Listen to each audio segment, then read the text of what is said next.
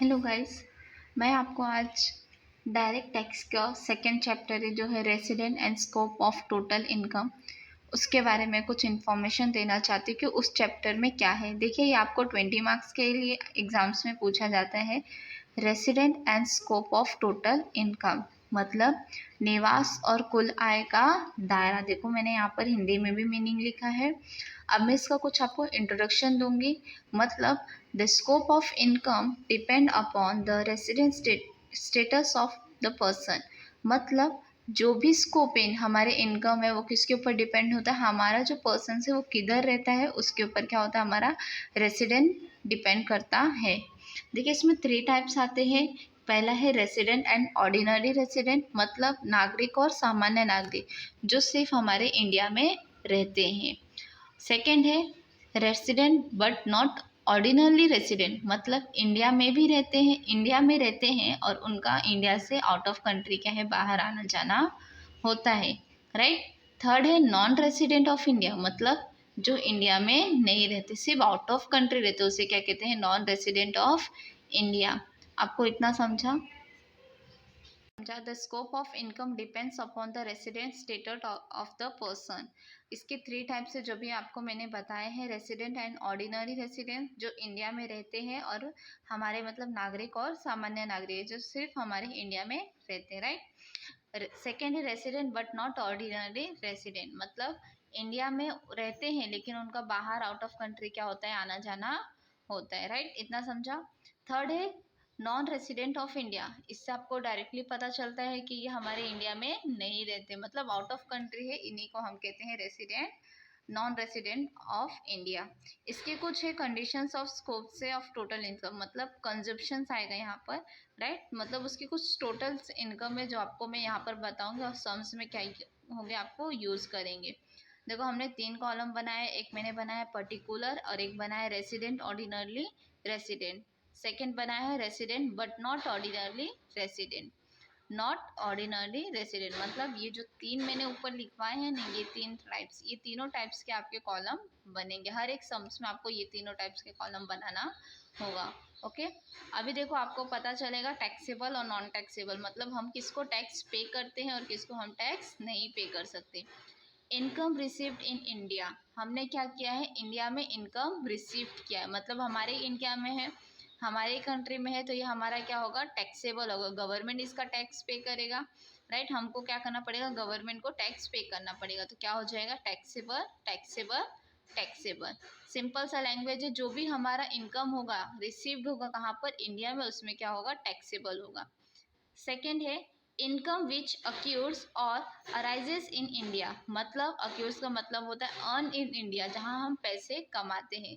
हम पैसा कहाँ कमाते हैं, हमारे इंडिया में, तो उसका हमको टैक्स तो पे करना पड़ेगा, राइट। तो हमने क्या किया है, इनकम कहाँ पर कमाया है, हमारे अपने इंडिया में कमाया है, तो हमने क्या किया, उसका टैक्स पे किया है। क्या किया है, टैक्सेबल टैक्सेबल टैक्सेबल।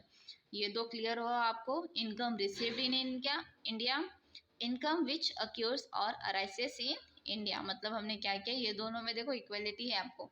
टैक्सेबल मतलब तीनों कॉलम में क्या हुआ है, टैक्स, राइट। हमने क्या किया, इन दिनों में टैक्स पे किया। अभी थर्ड वाला आता है income deemed to be received in India. Deemed का मतलब होता है एक्सेप्टेड, जो हम क्या करते हैं, एक्सेप्ट करते हैं। पैसा हम कहाँ पर करते हैं, एक्सेप्ट करते हैं, कहाँ पर, इंडिया में।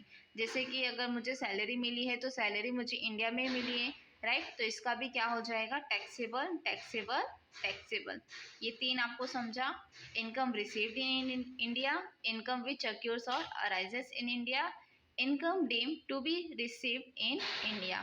अब आता है fourth, income deemed to accrues और अराइसेस इन इंडिया। मेरे यहाँ पर गलत हो गया था तो मैंने ऊपर एरो करके लिखा है इनकम डीम्ड टू बी अक्यूर्स और अराइसेस इन इंडिया। सेम आपको मतलब कि इनकम हमने कहाँ पर ही किया है, इंडिया में किया है। इंडिया में हमको इनकम मिला है, पैसे मिले हैं, तो हमारा क्या हो गया, ये भी टैक्सेबल टैक्सेबल टैक्सेबल। ये तीनों कंडीशंस आपको याद रखने हैं। रेसिडेंट एंड ऑर्डिनरी रेसिडेंट का मतलब क्या होता है, resident but not ordinary resident का मतलब क्या होता है, और नॉन रेसिडेंट ऑफ इंडिया का मतलब क्या होता है। अगर आपको ये 3 चीज़ मालूम है तो आप क्या करोगे, हर एक चीज़ का जो भी सम है आप उसका सोल्यूशन इजीली कर सकते हो। उसके बाद आपको ये कंडीशंस को याद करना है। ये कंडीशन आपको याद मतलब बाय हेड नहीं करना है, आपको ये कंडीशन समझना है कि कैसे सॉल्व होता है। अभी हमने 4 किया, अब हम 5th वाला करेंगे, राइट। देखो 5th में लिखा income which accrues and arises outside India from a business control. देखो कंट्रोल फ्रॉम इंडिया और प्रोफेशनल सेटअप इन इंडिया। मतलब मैंने क्या किया है, हमारा जो बिजनेस है उसको मैंने आउटसाइड मतलब बाहर का किया है, और उसको क्या किया मैंने, कंट्रोल कहाँ से हो रहा है, इंडिया में। जैसे कि यहाँ पर अभी आप समझ लो, कोई भी बैंक में मैंने जॉब किया, मतलब कोई भी मेरा बिजनेस मैंने स्टार्ट किया, राइट। मैंने बिजनेस स्टार्ट किया कहाँ पर, मुंबई में, इंडिया में मैंने अपना बिजनेस स्टार्ट किया। उसके बाद मैंने उसको कंट्री कंट्री में अलग अलग जगह पर ट्रांसफर किया, लेकिन उसका कंट्रोल कौन कर रहा है, मैं बैठकर यहाँ पर इंडिया से कर रही हूँ। तो इसमें आपका रेसिडेंट ऑर्डिनरली में क्या हो जाएगा, टैक्सेबल।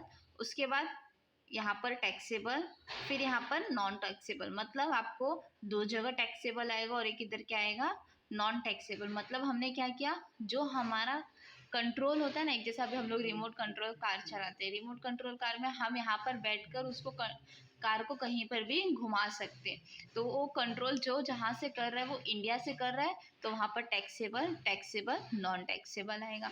इसमें आपको ये याद रखना है, कंट्रोल फ्रॉम इंडिया और प्रोफेशनल सेटअप इन इंडिया। ये अगर आपको अच्छे से समझा तो आप क्या करोगे, इसको फॉलो कर सकते हो, राइट। 5th हमने कर दिया, अभी हम 6th करेंगे। 6th में क्या दिया है, any other income which accrues और अराइजेस आउटसाइड इंडिया। मतलब हमने कोई भी इनकम को क्या किया है, कमाया है, जो भी आउटसाइड इंडिया से मतलब बाहर से कमाया है, तो ये आपका एक हो जाता है टैक्सेबल। मीन्स हमने क्या किया है, बाहर का पैसा मतलब इंडिया में कमा के उसको हमने आउटसाइड अराइजेस किया है। देखो taxable, non taxable, non taxable. 7th वाला है income from agriculture in India. मतलब हमारा जो इनकम है एग्रीकल्चर में क्या हुआ है, उसमें इंडिया में एग्रीकल्चर हुआ है, राइट। इसका देखो ये सिंपल सा बोला है, income from agriculture in India. Basically language you have to uses ना, इनकम फ्रॉम मतलब हमारा जो इनकम है एग्रीकल्चर से यूज हुआ है कहाँ पर, इंडिया में। तो इंडिया वाले क्या हमसे अपना एग्रीकल्चर का टैक्स लेंगे क्या, नहीं लेंगे। Non taxable, non taxable, non taxable, right. अभी देखो यहाँ पर दिया डिविडेंड, सॉरी यहाँ पर DN, dividend from Indian company. Dividend from Indian company, अगर इंडियन कंपनी है, इंडियन कंपनी है तो क्या मैं उसको टैक्स पे करूँगी, नहीं। क्यों नहीं पे करूँगी, क्योंकि वो हमारी इंडिया की ही कंपनी, अगर इंडिया की नहीं रहती तो मुझे उसको क्या करना पड़ता, टैक्स पे करना पड़ता। तो non taxable, non taxable, non taxable. इतना आपको समझा है। 8th हमने अभी सॉल्व किया, अभी 3 और है, इसके बाद आप क्या करोगे, सम सॉल्व करोगे। सम भी इजी है, अगर आपको ये 11 जो कंडीशंस है वो आपको पता चल जाते हैं, आपको अच्छे से उसको समझ में आ सकता है, तो आप क्या करोगे, सम को भी इजीली सॉल्व कर सकते हो। अभी 9th वाला दिया है income from saving account bank in India. मतलब हमने क्या किया, हमारा जो भी इनकम है सैलरी उसको क्या किया, अकाउंट में सेव किया है। कौन सा अकाउंट में, हमारा बैंक में, मतलब इंडिया में ही हमने क्या किया, उसको सेव किया। तो बैंक वाले देखो हमेशा टैक्स काटते हैं ना, आपको टैक्स के आपको पे करना पड़ता है। आप कोई भी सामान परचेज करते हो उसको आपको 1 रुपया, 2 रुपया, 12% आपको क्या करना पड़ता है, उसमें टैक्स पे करना पड़ता है। तो देखो टैक्सेबल, टैक्सेबल, टैक्सेबल, इतना आपको समझा। 10th वाला दिया है interest on security like debentures, bond etcetera. मतलब हमारे जो भी इंटरेस्ट है उसकी जो सिक्योरिटीज है, डिबेंचर्स में सामान हो गया, कुछ भी चीज़ हमने क्या किया, यूजुअली उसकी सिक्योरिटीज की है, तो इसमें हमको क्या करना पड़ेगा, टैक्स पे करना पड़ेगा, right. Taxable, taxable, taxable. Last one 11th, any past income on outside India and brought into to India in previous year. मतलब एनी कोई भी पास्ट इनकम, आप कोई भी फ्यूचर में, मतलब बोलते हैं ना 10 साल 15 साल पहले आपने कोई भी इनकम आउटसाइड में मतलब आउट ऑफ कंट्री में जॉब करके या फिर कुछ भी करके आपने क्या किया, उसको सेव किया है।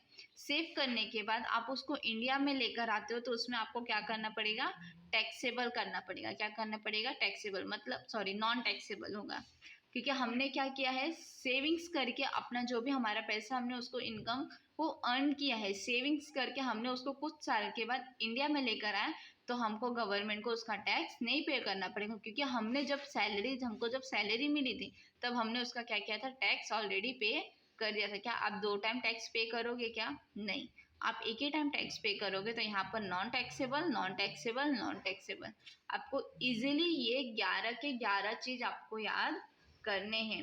ये हमारा था सेकेंड चैप्टर का, जो हम resident and scope of total income करेंगे। मैं आपको ये चैप्टर इसीलिए समझा रही हूँ क्योंकि ये टोटल ऑफ 20 मार्क्स के लिए स्कोर होता है टीवाई के एग्जाम में, राइट। जब आप 20 मार्क्स को अच्छे से इजीली आप कंडीशंस को समझ लोगे तो आपको एग्जाम में करने में इजी होगा। इस पे हम एक दो सम को सॉल्व करेंगे। ओके, सो अगर आपको हमारा वीडियो अच्छा लगे तो लाइक शेयर कमेंट भी कीजिए और अपने ग्रेजुएशन टीवाई के बच्चों को भी फॉरवर्ड कीजिए